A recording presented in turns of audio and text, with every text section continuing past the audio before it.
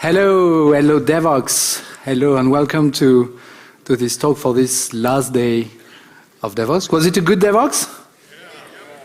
No, it was not a good Devoxx? Was it a good Devoxx? I think it was awesome this year, yes. So we are here together at this early time in the morning. I hope you're not too tired and you don't get asleep in those comfy chairs, to talk about new things in Java 8. And I call the talk 50 new things about Java 8. Now I must apologize, but there might not be exactly 50. Well, it depends on the basis you take the 50, in fact. So it might be a bit more. What I would like to do in this talk, basically, is to talk to you about new things from Java 8, okay, that's it, without talking neither about lambda expressions, stream API, collectors, JavaFX, and asshole. That is, I want to remove everything that is new and have a look at what's left that is still new, but that we are not going to see in those first fields. In fact, of course, Java 8 is all about lambda expressions. It really shadows absolutely everything else, and that's quite normal because it's a big update and a big new feature of Java 8. But there are still little diamonds scattered here and there, maybe a little hidden in well-known classes, well-known interfaces, that I would like to just uncover for you. And still we're in Antwerp, you know that diamonds are quite important here, of course. And why would I like to do that? Because I think that the first thing you're going to do when moving your application to Java 8, maybe there are some lucky people for which that already happened, is probably not move this critical business layer that is built on iterator pattern, that is probably legacy code, probably not completely tested, and certainly very hard to move, very hard to refactor, very hard to modify. So this business layer, probably built on the collection framework, won't probably be moved to the stream API at first. But you can still use many new things from Java 8 at first, before doing that and without doing that, and this is what this talk is about. My name is José. I'm an assistant professor at the university in Paris. I work as an open source developer and also as an independent, and I'm also part, by the way, of the CDI expert group. I come mostly from applied math and computer science. I also have a blog, Java le soir, mostly in French, I must say. And you can follow me on Twitter, on José Paumard. By the way, I just tweeted the link to the slides of the talk, so you can already download them if you want to see them in advance. But don't do that, just download them after. Thank you. I'm also a member of the Paris JUG non-profit association. I've been co-organizer of the Devoxx France conference and co-founder for 3 years. And you can also find some of my courses online. There's one on Microsoft Virtual Academy about deploying Java EE applications on Azure. There are also on Parlays and on Pluralsight. Now, those two last sites are not free sites, they are paying sites. But since I'm a Pluralsight author, I can also give you cards with free access. So if you want that, just come to me at the end of the talk, and I'll do that. Okay, if you've got questions, you can use this hashtag. By the way, the slides have been published using these hashtags, and if we have time at the end of the talk for that, I'll check the questions and I'll try to answer them. The first thing I would like to talk to you about is the date API. There is this new date and time API introduced in Java 8, merely to replace the old Java util date class that looks like legacy code. I would like to quickly browse all the main concepts of this API. This API is really a great API. It's quite complex, but it's extremely well documented. You definitely need to check that. The first concept is the concept of timeline. This API is built on a timeline. I've got instance on this timeline. I can build an instance with this static method. An instance is, of course, an immutable object. Now, you must think that Java util date is not immutable, and this is maybe one of the problems with this class. You need to make defensive copies of it all the time. And between two instances of the timeline, I've got the concept of duration, which is basically the amount of time elapsed between two instances on the timeline. So I've got this between method to build the duration. And then I can just get the duration in basically any kind of unit I wish. I also have methods to do some arithmetic on duration. So I can add, for instance, here 2 seconds to a given duration, which is nice. Now the precision of the duration is the nanosecond, 10 minus 9 seconds. You might think it's a high precision, and indeed it's high precision for most of the problem. But you might have heard that 2 years ago, there's a new particle that has been discovered in Europe called the Higgs boson. Maybe you've heard of that. And the half-life of the Higgs boson is 10 minus 23 seconds. So if you want to go in particle physics, maybe the date and time API is not the right tool for the job. But still the nanosecond is high precision. Great. I also have the concept of local date and local time. We're going to see that in a minute. A local date is just an everyday date. When we're talking about dates, we're not talking about nanosecond precision, of course. I'm talking about, for instance, the 23rd of April, 1564, and this is an everyday date. So I've got the local date for that. I also have, between local dates, the concept of period, which is the same kind of concept as the duration. Now, a period is expressed in years, months, and days, and there's a little trick in it. If I call the getYears method, I will get the number of years in it, but if I call the getDays, there won't be any kind of conversion inside that object. So if I want to have this period of time expressed in days, in fact, I need to compute it passing the unit I wish to read, and it will return me a long instead of a period object. So this is basically it. I love this way of computing amounts of time between days and periods. I also have arithmetics with local dates. Just next Sunday, now with, this is a nice method, and I can pass a temporal adjuster to that. And this temporal adjuster is just an amazing, amazing factory class, amazing utility class. This will just compute next Sunday, okay? We always need this kind of thing. But I've got also the first day of month, last day of year, first day of next month. Can you imagine the amount of code we need to write to get that thing to work? And we also have the first in month, the first next Monday, the first Monday in that given month, or the next Friday, just to add to that. It's really an amazing tool, this temporal adjuster. Okay, I have the concept of local date. I also have the concept of local time for an everyday time. So this is 10:20, local time of 10:20, and this will give me 10:20. Nice. I also have arithmetic on the local time, so I can add hours to a given local time. Coffee time equals lunchtime plus 2 hours, at least if you have 2 hours lunch. It might not be the case all the time.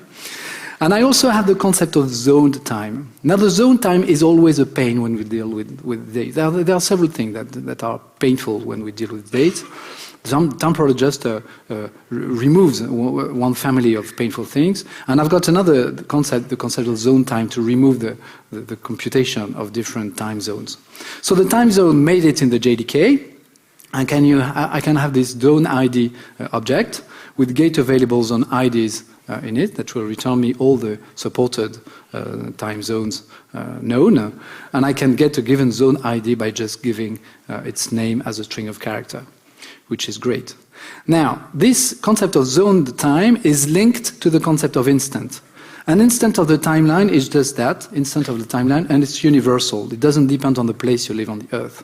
But a given instant on the timeline might not be the same hour or the same date, whether you live in the US, in Europe, or in Asia. So you can build from an instant and a time zone, a zoned time, which is just that. You pass the year, the month, the day, hours, minutes, seconds, and the nanos, if you know them. But be careful because it changes all the time. And then the time zone to get your zone time.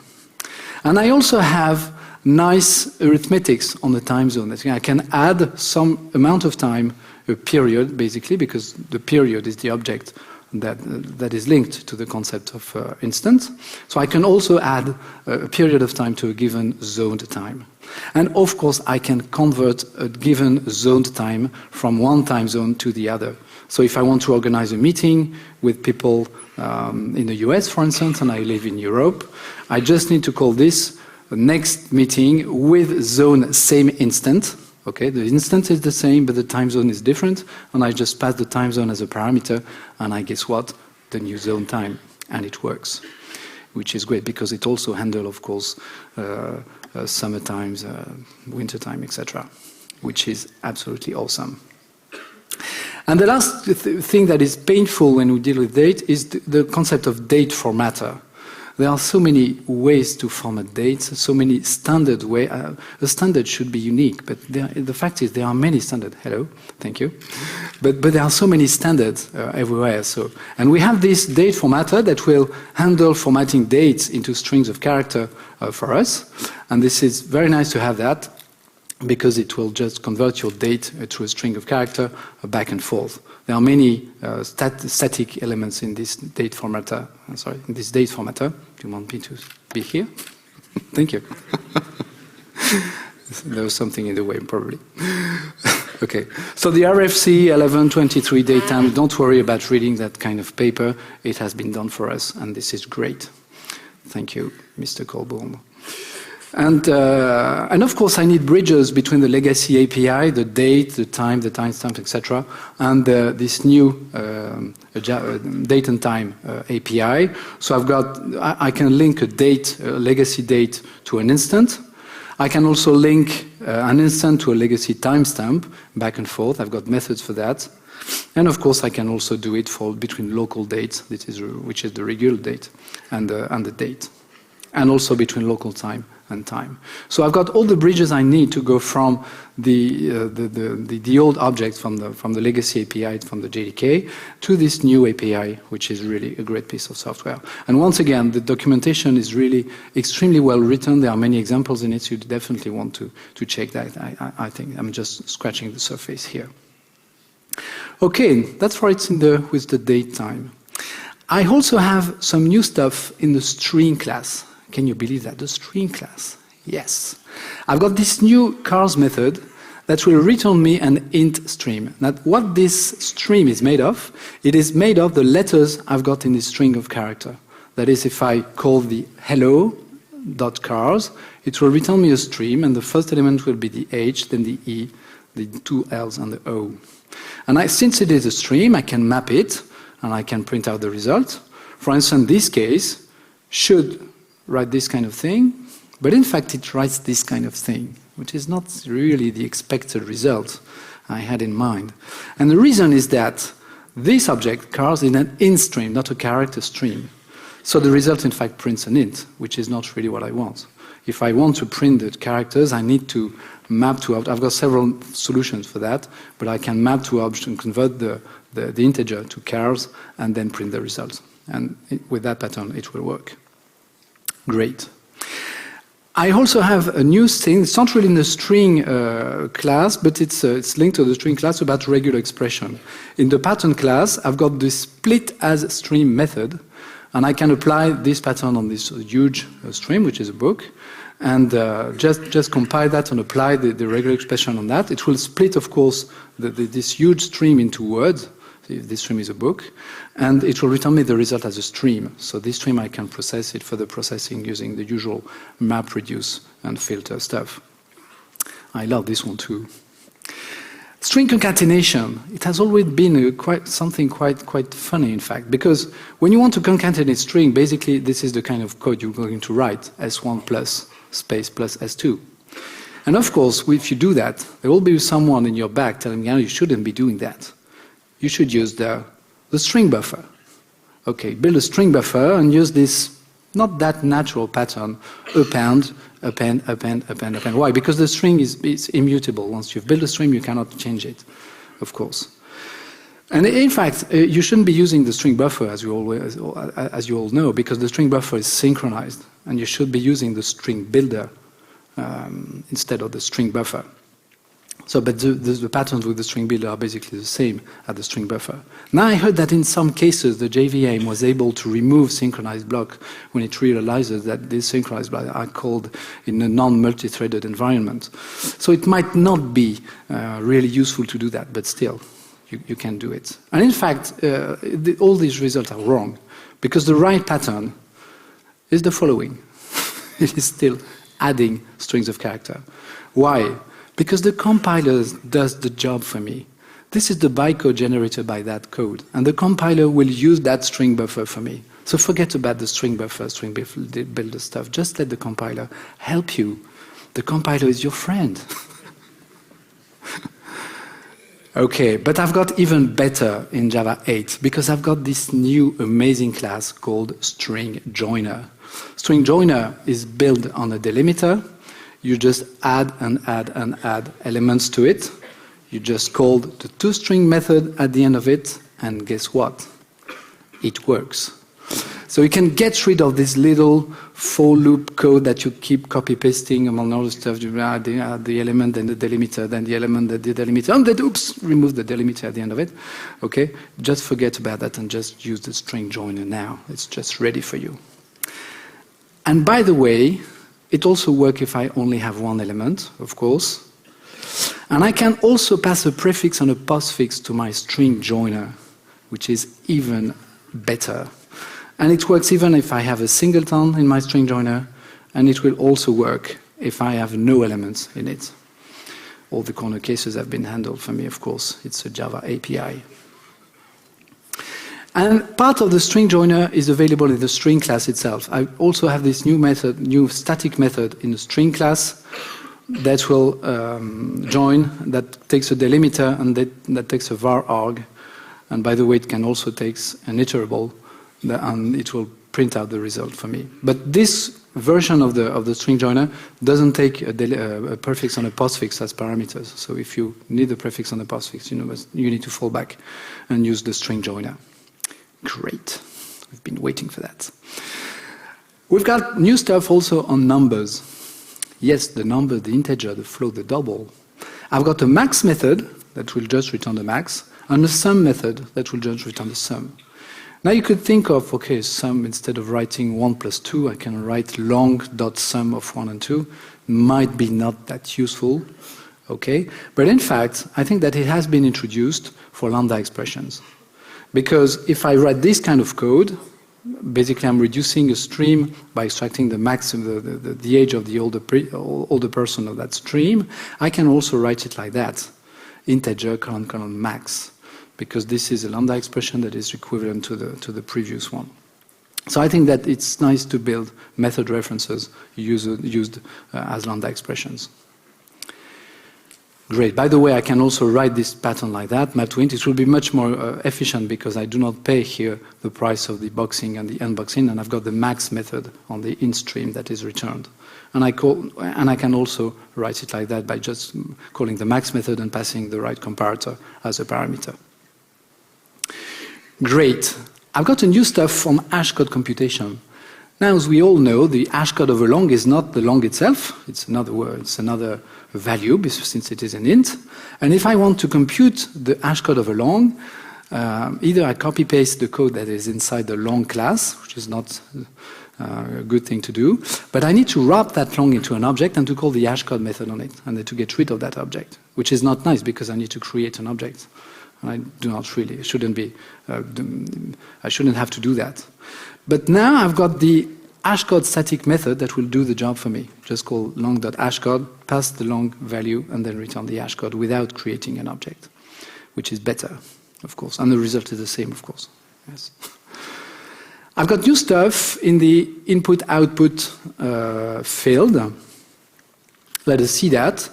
First, I've got these files, .lines, a new method, static method on the files class that takes a path as a parameter. Now, the path is the new stuff from Java 7 that we've all been using for quite a time now. It returns a stream, and this stream is auto-closable. So I can just put this code inside the try with resource from Java 7, and the stream will be closed for me, and of course the underlying text file that the stream is opened on will also be closed for me at that time. And this stream is built on the lines of this text file. So all the elements of the streams are the lines of this text file. So if I want to write a process that will take a text file and that will just process this text file line by line, this is just a one-liner in a try with the source. And inside of it, I can leverage the pattern of the stream API to do that, which is also a great thing.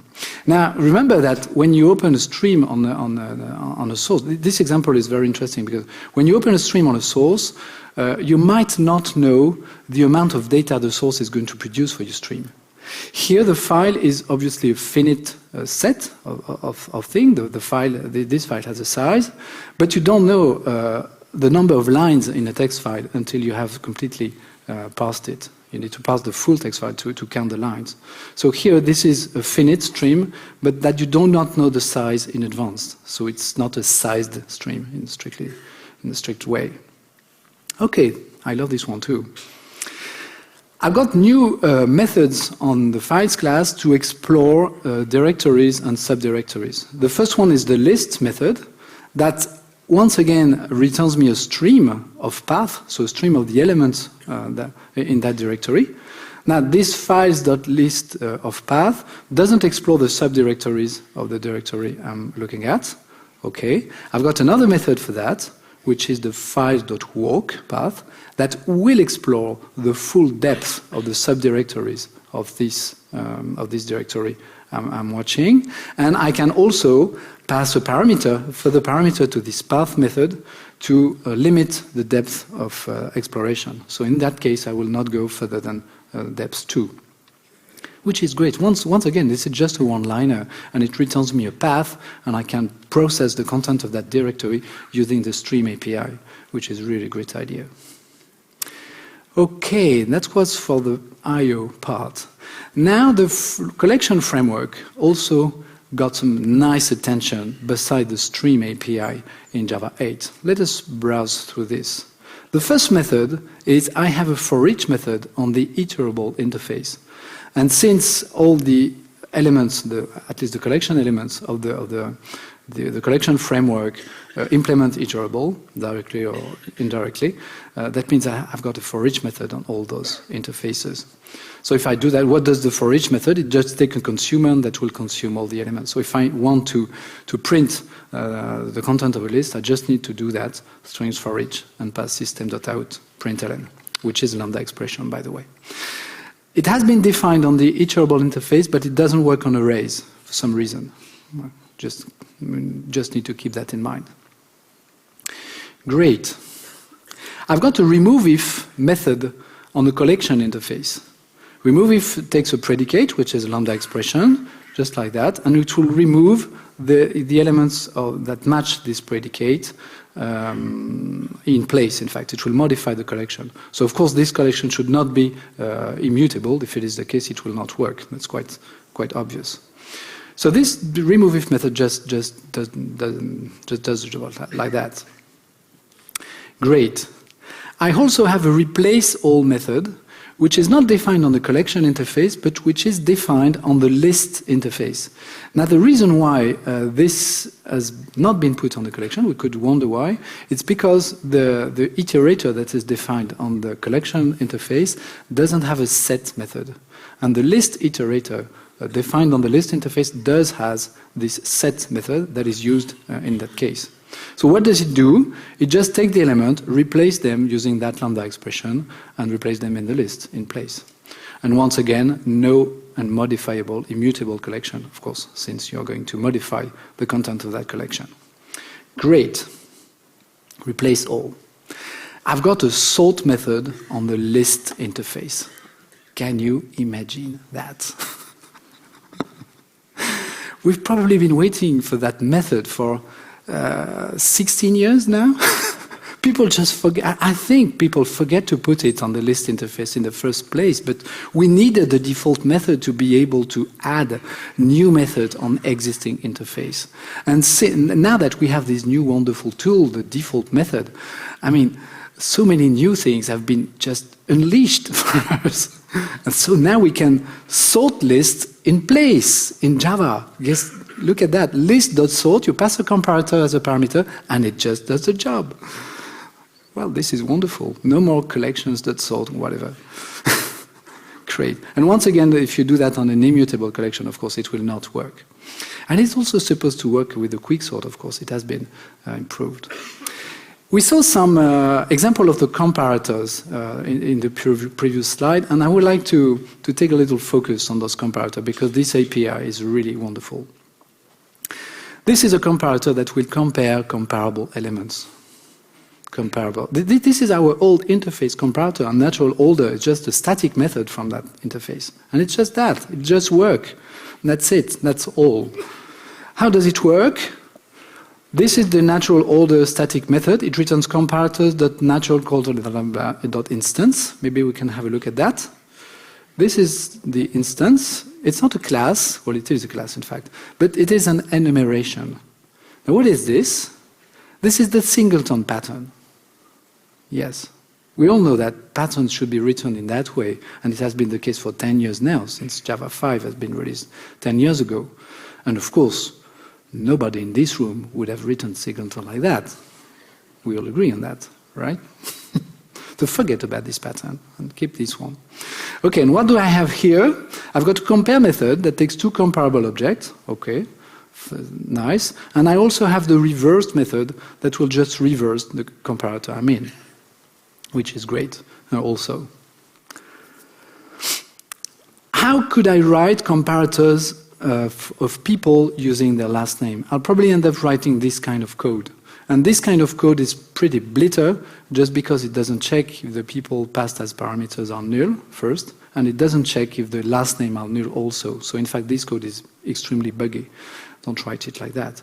And if I want to chain comparison, compile by last name then first name, I need to further compare the first name and to check again if the first name are null or not. So this is a much simplified version and buggy version of this comparator. Now to do that with this new comparator API, I just need to call the static method comparing by person get last name. This lambda expression is just what is called a key extractor. It will extract the last name of the people and compare the last name, and it is a comparator of instances of person. And if I want to chain with another comparison, I've got the then comparing method, which is a default method defined on comparator also. I just pass another key extractor, and it will chain the comparisons for me. And this is really, and I don't have anything to do. All the corner cases, the null stuff, etc., have been handled for me. This is the API. Much easier. And if I want to chain by comparing by the age, I can, of course, further chain things, which is absolutely awesome. I love this one.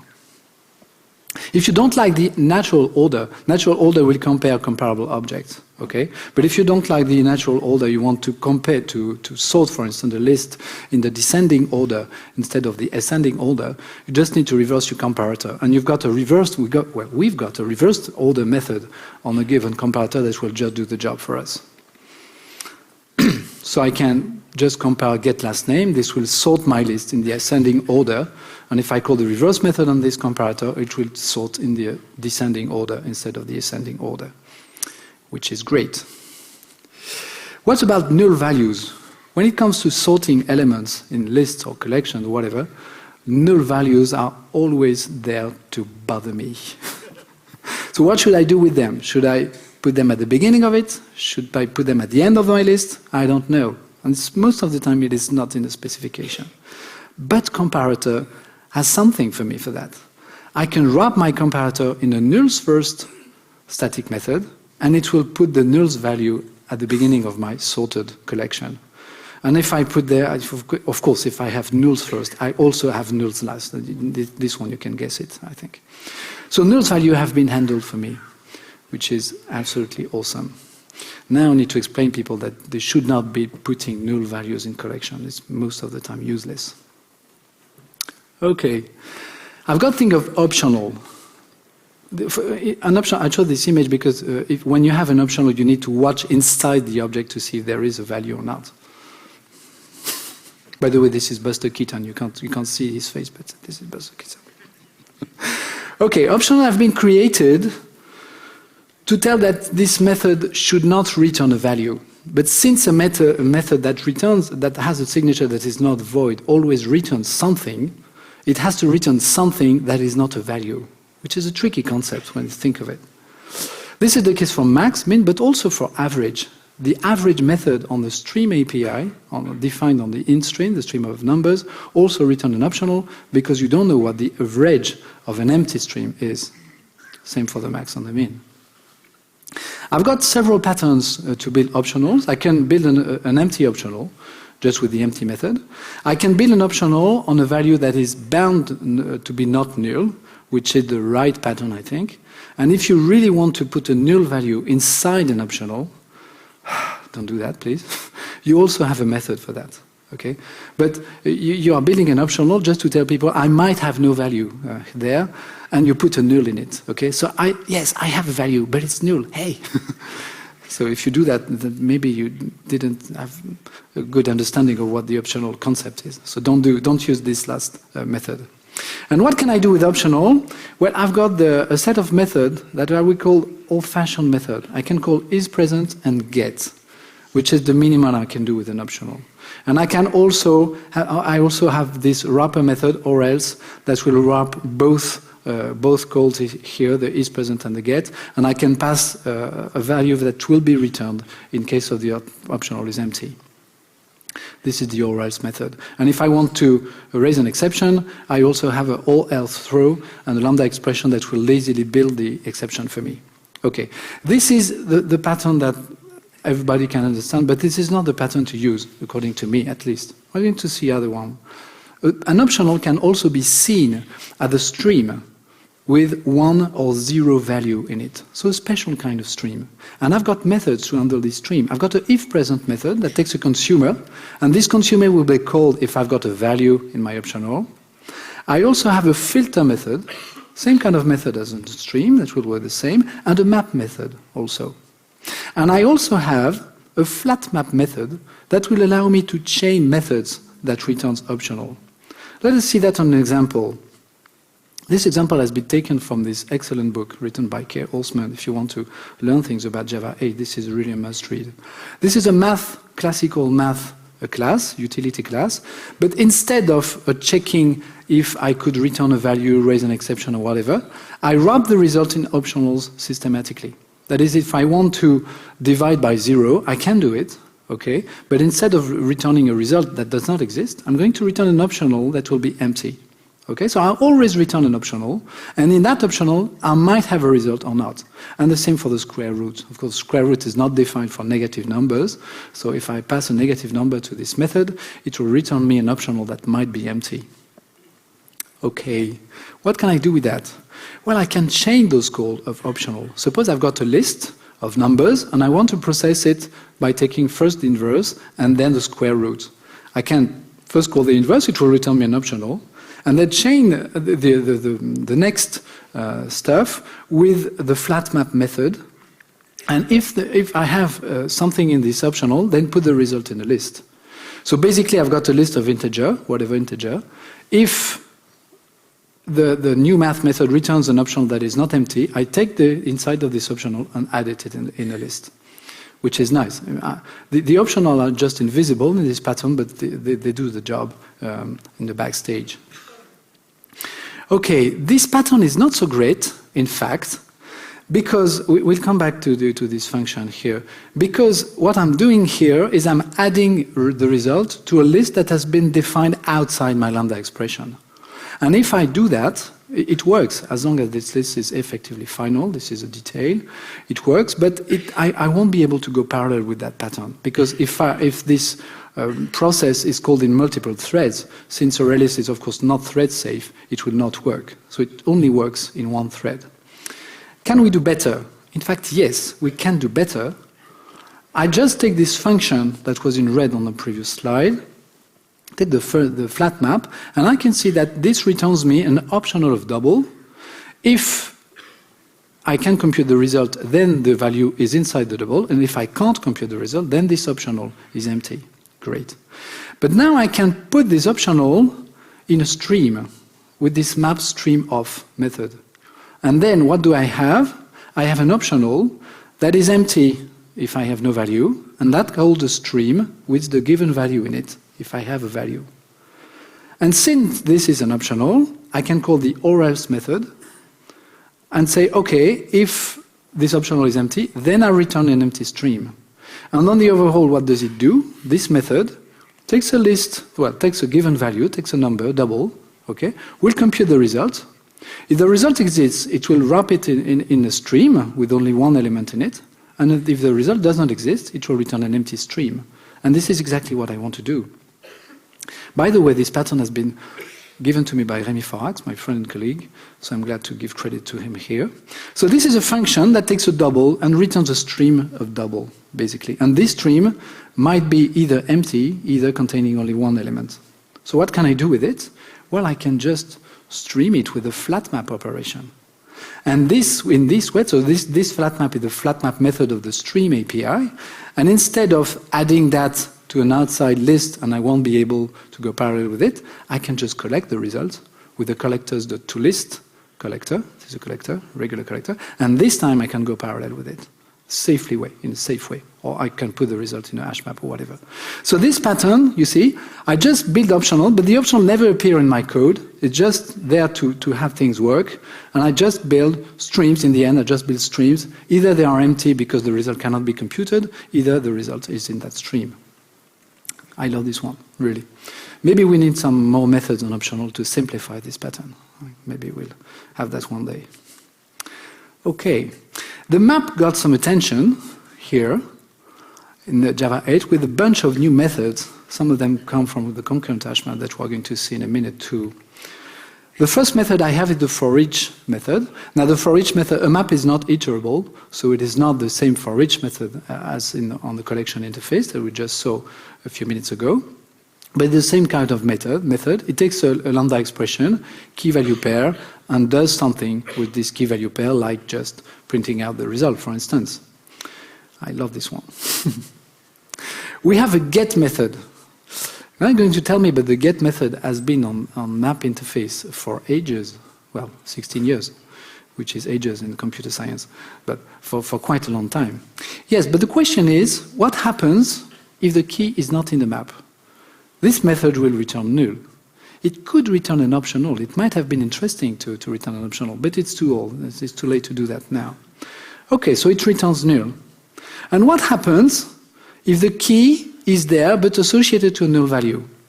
It also returns null. So now I've got this new get method called getAllDefault that will return a default value that will tell me if the key is in the map or not. I will be able to check if a key is in the map without building the key set, which is basically the only pattern I have so far. So this getAllDefault method is new also in the map interface. I've got a put method, which is not new, put key and person, but I've got also a new flavor of it called put if absent. So it will associate the past person to the given key if the key is not already in the map. So I cannot replace an associated value to a given key with this put if absent method, which is just a one-liner. And it was possible to do that with the previous map interface, but with more code, in fact. Okay, great. I can also replace a value from its key. Now, it's some kind of casing, you see. I want to put a value if this key is already present and associated to the given value. This is the same kind of approach as the one we have in atomic long, if you know how atomic long works. And it also comes from the ConcurrentHashMap, by the way. So this replace method is also new. And I also have a replace all method, which is basically a remapping of the map. It takes a lambda expression, key value pair, and computes a new value out of this key value pair. Great. And I've got the remove method that will also remove a key value pair by providing that key value pair. Now, if the key is present and associated with that value, then the remove will be executed. If the key is already present but with another value, the remove will not be executed. So it's another example of some kind of casing on the map interface. But it's not all. I also have a compute family of methods. What does it do? This compute method, it takes a key and a lambda expression that takes a key value pair. Now, if the key, whether the key is present or not for this version of the method, it will compute a new value associated with that key with a given lambda expression I have here. Now, if the key is not here, then the person will be null, of course. So I need to take into account that I might get a null object as a person object in my lambda expression, and be careful not to raise null pointer exceptions, of course. This is the case. So this is the compute method. But I also have a compute if absent. Then this compute if absent will only execute the lambda expression if the key is not in the map. So if the key is not in the map, I will compute a new value associated to that key. And I also have a compute if present that will work only if the key value pair is already in the map. So if this key and this person is in the map, then I will remap this key value pair using the lambda expression. And there's one thing interesting with those three methods, is that in any case, they return the value that is associated to that key, whether this value has just been computed using the lambda expression, or the value was already there before the computation, before this method call. And this will allow me to very easily compute maps of maps, maps of lists, maps of other structures, just by doing that. Compute if absent, 1, build a hash map with this lambda expression, take the key, return the new hash map. By the way, there's a bug here. It should be new HashMap and not HashMap : new, excuse me.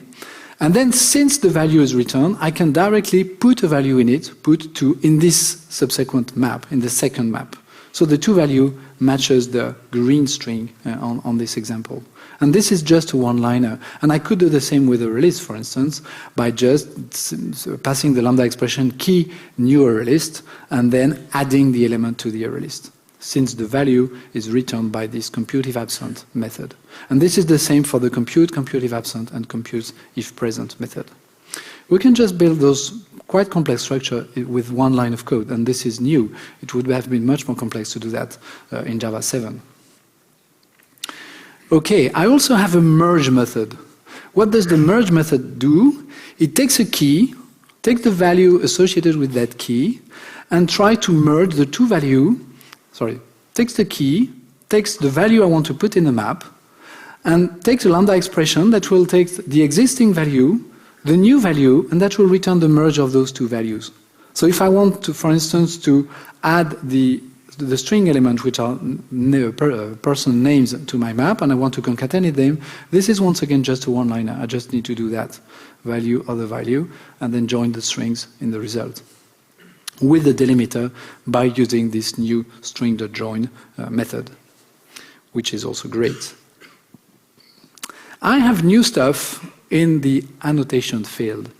Now, we all know that we cannot add the same annotation more than once on any given element in Java until Java 7. Now in Java 8, I can write this kind of thing, just twice the same annotation on the same element, which is nice. How does it work? In fact, there's a trick. The compiler does the job for me. I need to define my two annotations, test case and test cases, in that case, precisely. And I need to annotate, to further annotate the wrapped annotation, the annotation I want to repeat, with this repeatable annotation and passing the annotation that will wrap this annotation. And the compiler will do the job for me. There's no magic behind that. We can put annotations on types. So in this case, I will state, okay, a list of persons should not be null, right? And I can also put it like that, list of non-null persons. So this list should not contain any null elements. Now, there's no magic here. This will not be enforced by default. You still need to write the code that is going to enforce that in your application. But at least we have the tools to do it. This is also new in Java 8. We're going a bit further in the deep arcanes of the JDK, talking about parallel arrays. I've got three methods, very nice, to handle arrays in parallel. This parallel.setAll array will initialize a probably large array for me in parallel, which is nice. I also have this parallel prefix, which is in fact a fold right, that will be applied using lambda expression. Here is an example of this fold right working. It also works in parallel, which is a kind of amazing. And I can also sort in parallel a given array in place. So I've got a parallel sorting method also on arrays, which is probably most useful in many applications. And it works also, of course, on a quick sort, on merge sort, so it's very efficient. It works very fast. Great. I've got a brand new API called the CompletableFuture. The CompletableFuture will enable me to do some reactive programming inside the JDK. Now, we all remember that we have this future object from Java util concurrent back in Java 5. What is a future object? Basically, it's an object that is returned by an executor service when I submit a task, whether it's runnable or callable to that executor service. And what do I do with the future? Basically, I can join this future by calling its get method, and this get method will block until the result is ready for me. Now I can do better. CompletableFuture is an extension of future, and it also implements an interface called completion stage. How can I build a CompletableFuture just like that? Supply async. I pass a supplier as a parameter. This is not callable. This is a supplier from a Java util function that is basically a task that will be executed sometime in the future by this CompletableFuture in an executor service. Now the nice thing is I can change the call for this CompletableFuture, then pass a task, and when this task is done, when it's over, then go to the next task and execute the next task after that. And it will be done automatically for me. I couldn't do that with the future. I would have to wait for the future to complete, create another callable, and then submit this callable again. Now this is all done for me from inside the API. And I can change the call there, and once I'm done, I just call the then accept, which is the final operation of this CompletableFuture chain. So I can change those tasks in a completely declarative way. This doesn't accept will return immediately, and the task I've submitted will be executed sometimes in the future. But it's not all. I also have the then compose interface. This time the result is not wrapped in a CompletableFuture, so I can get the result and continue to work with it. I can also create a family of CompletableFuture with this all-off method. And what will it do? It will just launch all the tasks in parallel in the executor service, and then wait for all the tasks to complete, and return when all the tasks have completed. And I also have the any-off method, which is basically the same. But what does it do? In fact, it waits for the first task to complete, and once I've got the result from the first task, it will cancel all the others. So think of a DNS, for instance. You've got 10 DNSs, and you want to get a result as fast as possible. You are going to query all those DNSs in parallel, but you just want the result of the first. You are not interested in all the results because they're all supposed to be the same, of course. I also have a then combine method to CompletableFuture, cf1.thenCombine cf2, pass a lambda expressions, and the results of those two CompletableFuture will be kind of merged with this lambda expression. Okay, so this lambda expression will be executed automatically once the two CompletableFuture have completed exactly. I also have then accept both and run after both that will pass another lambda expression to be executed after that. And I also have apply to either, which is the same as the preceding one, but it will not wait for all the CompletableFuture to complete. It will just take the first result that is computed, that is available, and apply the lambda expression on it. And I also have the same kind of thing, accept either and run after either. This API really allows me to build graphs of tasks depending on each other, chaining them, composing them to build some kind of reactive programming applications, which is great. I've got new things on the concurrence field. I'm happy that children are not here at the early time of morning, because what we're going to see now is a bit scary. You remember that I had this new stuff, atomic increment and get, atomic long, back from Java 5. Now I also have this update and get, which takes a lambda expression, so it's just not about incrementing, it's about modifying the value using a lambda. And I also have the accumulate and get method that both take a lambda and a number, constant, variable, whatever, that will be applied both to the existing value inside this atomic integer, atomic long, sorry, and the lambda expression. Two new patterns on atomic variable. But I also have this new class called long adder. Now the problem with atomic long is that if I have really many threads, I've got a contention point here that is created just because I can only call increment and get. I increment, so write, modify the value, make a write, and get the value, so make a read just after that. Now if I relax this constraint, just call the increment, I will allow the API to be optimized because it can run in multi-threaded environment. So I increment, increment, increment. Okay, so if I increment from many threads, then the long adder is able to create, in fact, many counters inside, just to remove contention. And when I call the sum, then we will take all the different counters from the different threads and join the results once at the end of my computation. So it's much more efficient than the atomic long or atomic integer, of course. This was the long adder. I also have the long accumulator, which is basically the same as the long adder, but instead of just incrementing, it works with the lambda expression. And I've got this new class called stamped lock. What is the stamped lock? It's an implementation in Java util concurrent of optimistic read. It handles a pair of a read and write lock. Now, I already had a read-write lock inside Java util concurrent. So long stamp, write lock, I call the write lock method. It returns me a stamp, and I can unlock the write at the end of it by passing the stamp as a parameter. I have the same for the read lock. Right? So of course the write are exclusive and the read can be made in parallel. This is the classical approach. But I can also optimistically try to do some stuff. I can call the try optimistic read on this stamped lock, do some reads, and then at the end of it call lock validate stamp. And if it returns true, it means that the read was okay, what I read was the right value, and it's nice because I could read it without any kind of memory barrier or what, so it was extremely efficient. And if it's not, then it means that this value has been modified while I was reading it. So I might have read a wrong value, a non-visible value, which is of course wrong. Then I can do something else, either try to do the read again or try to lock the variable to have its value now. So this new class stamped locked is a nice one too. And I've got this new concurrent HashMap, which is really kind of masterpiece of software. I really admire that.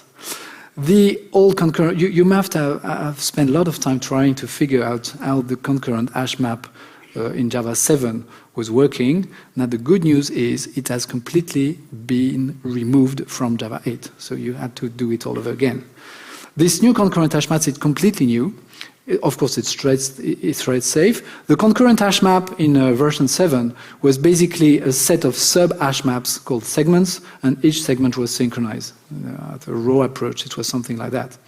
Now, it does not rely on locking at all, this new concurrent HashMap, and there is a bunch of new methods in it. We are going to see that. This class is 6,000 lines of code.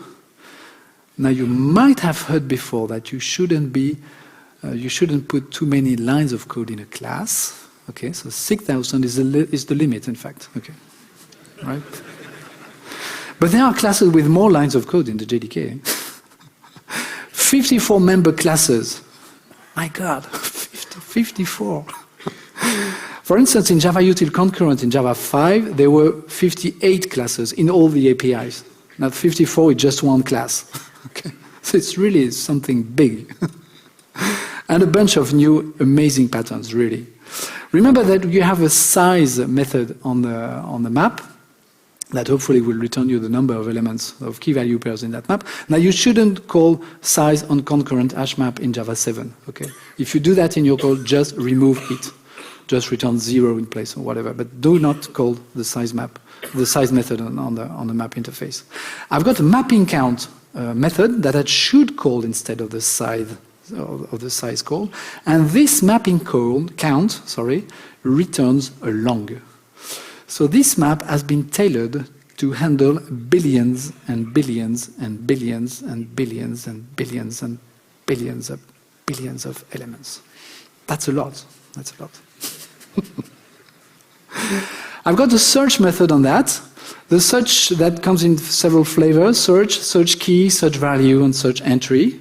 Okay, it takes basically a lambda expression, which is a predicate. Here it's a B predicate, by the way, and it will return you the first element that matches that predicate. But I also have this funny little long as a first parameter. What is this long? In fact, it's a threshold.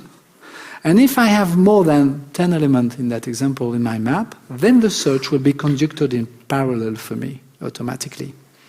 If you want to go parallel, you can just pass 0 as a parameter to always go parallel. And if you never want to go parallel, just pass long.max value, and it will do the trick. So this concurrent hash map is a parallel structure. I also have for each key, for each entries, same kind of thing. I can go parallel with those methods. It takes also a parallel threshold. And I also have a reduce method that is really extraordinary. Basically, you can extract the max key value pair by comparing by value, for instance, just in one call with this reduce method, with another threshold. It works in 2 steps, in fact. It first transforms the key value pair into another object, which can be the identity, really.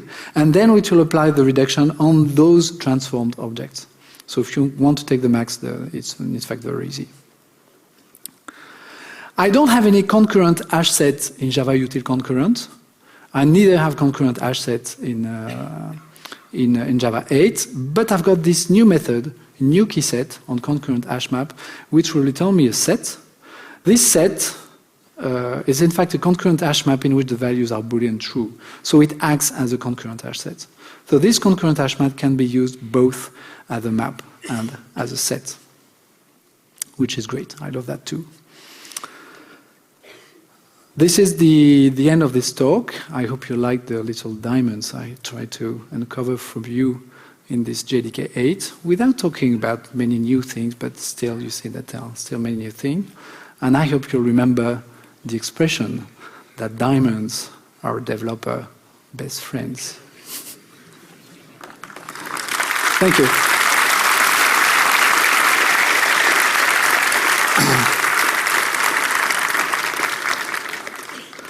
And this is nice because we have still 5 minutes for questions. No, 4 minutes, sorry. I'll check the Twitter. It should be ready, but for some reason this Twitter is quite tricky when I try to save research. Okay. What the hell? Concurrent hash map, 6,000 line of code, 54 member classes. Sorry, this was not the hell, this was Dracula, by the way. Java is catching up with modern technology. Okay, this was not really. There are too many things. I'm sorry, you've tweeted too much. Are they really questioning that? Does need metric function, nothing like a monolithic hash code, no dropping replacement for quicksort. Why would you want to replace quicksort? It's the fastest sorted algorithm.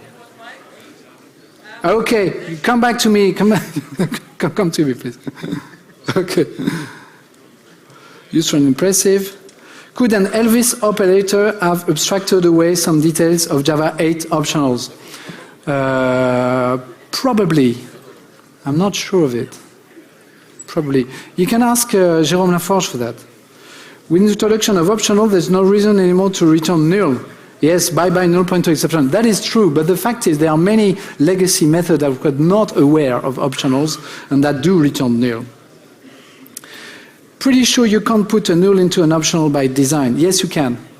Flash sort? Yeah, let me answer those. We'll talk about that. Okay. I just would like to go through the Twitter stuff. Can I? Yeah, no. Thank you. Okay, because it's still filming, you know. Okay, sort. Is there a method to create a sorted immutable copy? The answer is yes.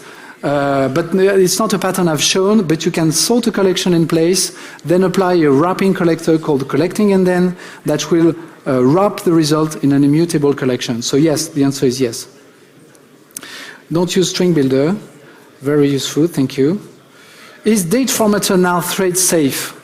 Really, I don't know. We need to check in the API. Sorry. Challenge to deal with competing time functionality between Jordan and new standard library. In fact, this new standard library has been written by Stephen Colborn, thanks to his job, to his wonderful job. And this API is based on the ideas of JonTime. So you should have the same kind of thing. If you're used to JonTime, you should have the same kind of thing as in JonTime. Okay, and I think that's it.